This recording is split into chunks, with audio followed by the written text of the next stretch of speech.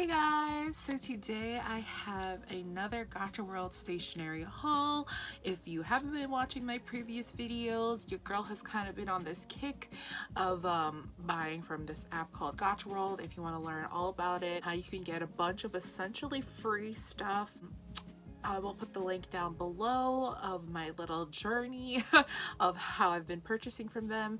At this point, my fourth order, I believe, with them, and you could say your girl is obsessed. This is probably going to be my last haul for a while though. I will start off with the haul because that's probably the most important part and why you're here, and then towards the end of the video I'm going to do a little accumulation of like my final thoughts about how I feel about Gacha World, the good and the bad, pros, cons, whatever, what have you. So stay tuned for that if you're interested to learn about a company and how I feel about it after buying so much from. So first off, as usual, you have the little packaging slip that has everything that I purchased. Unfortunately, and I'll talk more about it towards the end of the video, there is one item that ended up being out of stock, which they have replaced the points for, but so unfortunately I don't have that item to show you, so I'll just show you everything else that I got. So first and foremost, I have this packet of 150 sheets B5 6mm ruled loose leaf paper. It also comes with, or as you can see, 26 holes as opposed to the traditional 3 holes. I thought this was just a really great deal just because it came with so much. As you can see, it's super thick, and I mean, again, I paid $5 flat rate shipping free for everything that I got that I'm about to show you. So this is what the paper looks like itself. It has rounded corners, which I really like, and it also has a section that says number and then date. This paper is, again, kind of has that very smooth texture like Muji paper, and I really like it because it's not super thin. It feels like good quality paper, and I'm sure this would be great again for like taking notes or for pen pal letters. So next up, I got a few of their postcards. So I just thought these were really neat. This one is Mount Fuji in Shinjuku, Tokyo. I hope I said that right, but essentially that's just what it looks like. It has like a city skyline with the mountain in the background, the moon, and the sunset. That's just so beautiful, and I thought that was so unique. It says that it's printed in Japan. That's just what the back looks like. It's plain, but I just thought that was so cute, and I like collecting postcards. Then I got these two, which are pictorial maps of Japan. This one has festivals that I guess are unique to certain areas of Japan, which I thought was really cool. And then this one has the flowers that are unique to Japan, and I thought that was so pretty and cute. Again, something that highly collectible in my opinion. And so yeah, next up, my other stuff came in these individual baggies. First off, I got this Pilot Friction Colors marker. Just looks like that. It's in black, and it has kind of like a bullet nib, as you can see. And of course, on this end, this is just the eraser that it creates friction in order to erase the marker. I thought that was pretty unique. I have a few Pilot Friction markers, but I don't know, I've never seen the black one. I've seen like highlighters, but this is just a marker, so I thought that was really interesting. I got this Pentel Ain Black Plastic Eraser High Polymer. It just looks like this. I've never had a black eraser, so I want to see if there's really a difference or if this is just generally a really good quality eraser. I then picked up 2 more Posca pens. These are their traditional ones. I believe these are extra fine point, and I got the one in pink. This is 0.7 millimeters, and that's what the pink one looks like. I already primed them and swatched them, so that's why. And then this one is in purple. Of course, I had to try out a couple of their Pilot Juice pens.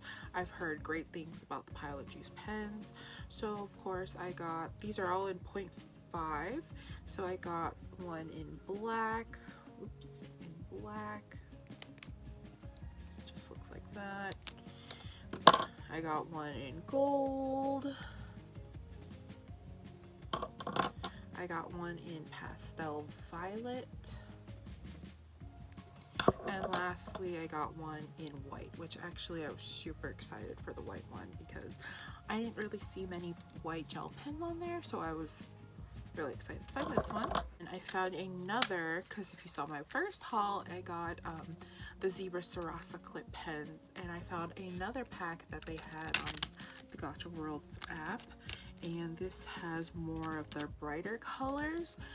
This is in 0.7 millimeters. I believe they also had 0.5, and then they also had a 10-piece set, I believe. I don't know if it's sold out now, but I picked up the 0.7 set. It just comes with a like royal blue, a teal color, lime green, orange, and like a hot pink color. And of course, the reason why I even made this whole purchase are some alcohol markers. First off, I'm going to talk about the new ones that I picked up.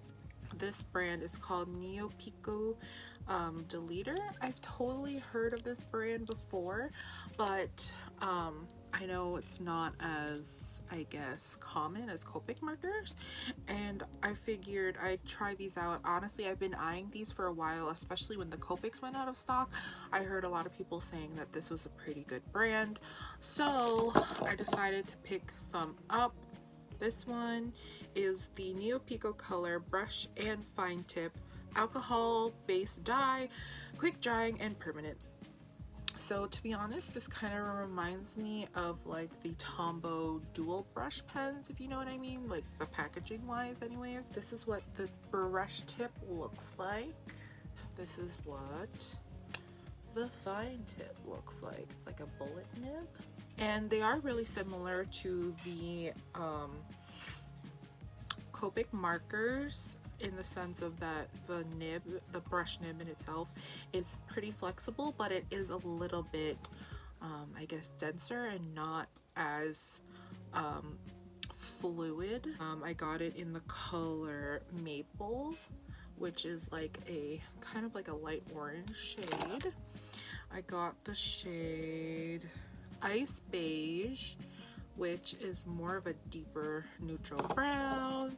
I got Mint Green, which honestly, if I could say anything about these markers, is that their caps don't necessarily reflect the color that's going to come out of them. Like this is a lot darker of a color. And then this one I got in Lilac, which is this pretty purple shade. I got a few more from the same brand, Deleter Neo Pico 2 alcohol-based marker. The only difference between these, if you could see this packaging, oops, is that these actually have a brush nib and then a chisel nib on the other side. So let me just show that real quick.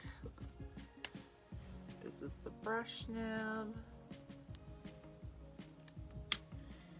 And this is the chisel nib.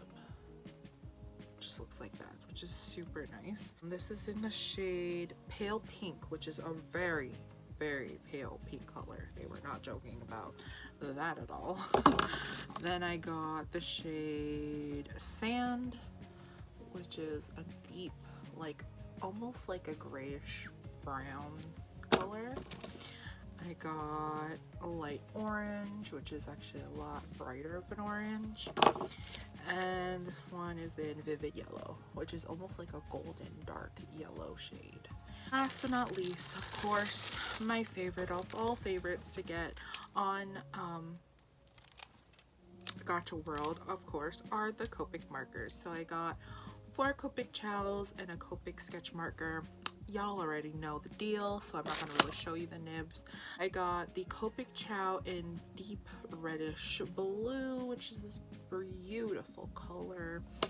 I got this one in Ice Ocean, which just looks like that. I got this one in Lionette Gold.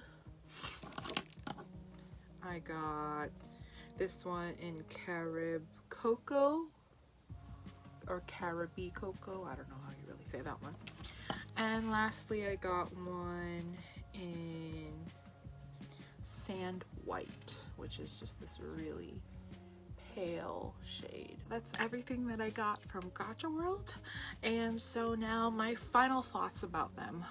One, as I mentioned earlier, one of the common reoccurring problems that I've been hearing, especially from other people, because I've talked to other people who have also purchased from them, is that there's a chance that even though you check out with an item and you pay for everything, there's a chance that your item will sell out. And this has happened to me. Out of 4 of my orders, this has happened twice to me, where something I ordered went out of stock. But again, with their customer service, I think they're very attentive.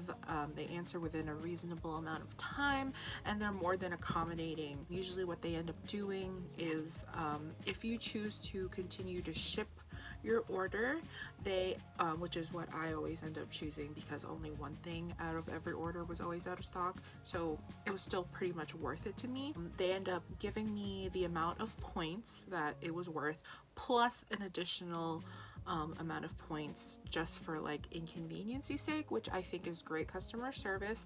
The only downside about this, and how I could see it can be very frustrating for people, is for people who place orders and more than half, and I've seen this, of like basically more than half or all of their order became out of stock, which is super frustrating, because you would think that once you check out and you've paid for everything, you're going to receive the products that you paid for. But for whatever reason, I guess their systems aren't calibrated or something like that. So unfortunately, there comes a point where once it's out of stock, it's out of stock, and there's not a great chance of you getting it back. That's the kind of downside to this app as well, is just sometimes with items you just never know whether they're ever going to get it back in stock, whether it's just a limited time quantity or maybe they'll come back again. So for like items like these Copic markers, they went out of stock, but eventually we were able to restock them. However, with items like the plushie from my last video, or like keychains that I've gotten in my last videos, those are more, I think, limited, because they're technically old stock or old prizes that they used to have. And I think that's a lot of their stock is more of like old Kuji prizes and stuff like that, which doesn't mean there's anything bad with them. It's just mean obviously they're not the latest stuff, but they're still great. And especially for the value that you're paying, I still think if your items are in stock and you're able to get a good amount of quantity, I think it's totally still worth it. So for me, in grand total of thing, I placed 4 orders, meaning I paid $5 each time, so I paid a total of $20. But if you count the amount of stuff that I've gotten, plus taking into account how much they retail regularly, honestly, it's a steal, and I would do it again, and I would still purchase for them in the coming future. I think when it comes to this app, you definitely have to play it smart, and I guess know when to buy things, for the sake of you never know if they're gonna sell out, and 2, getting them, at least for me, I like the idea of getting the most for my buck, you know? So that's why I try to accumulate my points over the course of 2 weeks, because if you play consecutively, you get bonuses at the end of the first week and then the second week, so the 7th and 14th day, I mean. And I've talked about that in previous videos, so it becomes more worth it to me. And especially if you're able to refer people, again, getting those points without essentially doing anything, chef's kiss, amazing deal. However, unfortunately, another con that I have to bring up is that before I placed this last haul, they were having their Black Friday. Now, that Black Friday event that they were going on, it was kind of a mess at first, and if you want more information about it, I could talk about it in another video, but essentially there was a mishap and a lot of people were saying that they didn't really get more of a good deal when it came to the output of points. Like the probability just wasn't that great. And unfortunately, because they started doing the Black Friday event exclusive machines, all the other machines, their probability of getting higher amounts of points also went down. If you watch my first video where I explained the app and how to use it, you could see in the screenshots that the probability went up for the lower amount of points, if that makes any sense. It makes a lot more sense if you could visualize it. But essentially, it makes it harder for you to get more points, which, I mean, it is kind of like that gambling risk that you take, is that you're never guaranteed the amount of points.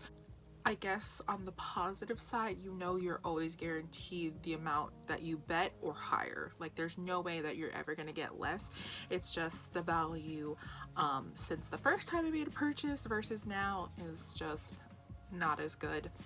Another con I would say is that literally the night before that I was about to place this order, I realized that my total went up drastically and I was so confused because I calculate the amount of products versus how many I can spend and how, so I can get a really good value of it. And what happened is, and what I realized is that they bumped up the prices for Copic markers, Copic Chow, and Copic sketches to be the same. This Copic Chow, which would make more sense to me, was half the points as a Copic sketch, but now they're both the same. I believe they're both 377 points, which I kind of get because these definitely are a hot item, and honestly, or at least for me, I've never seen it at a greater deal than you're getting now. Even if you pay for diamonds, you're still getting a better deal than you were to buy these individually. But unfortunately for me, I should have placed my order earlier. But anyways, I'm not gonna be super critical about that. I get it, they're a hot item. They were never gonna stay the same amount of points forever. But that also applied to a lot of other stationery, if not all the stationery items in my cart. They all went up in a few points. And what I saw originally before they edited it, and I wish I screenshotted it, is that they changed the percentage off. When I first started buying from them, everything was on their summer sale and everything was 50% off.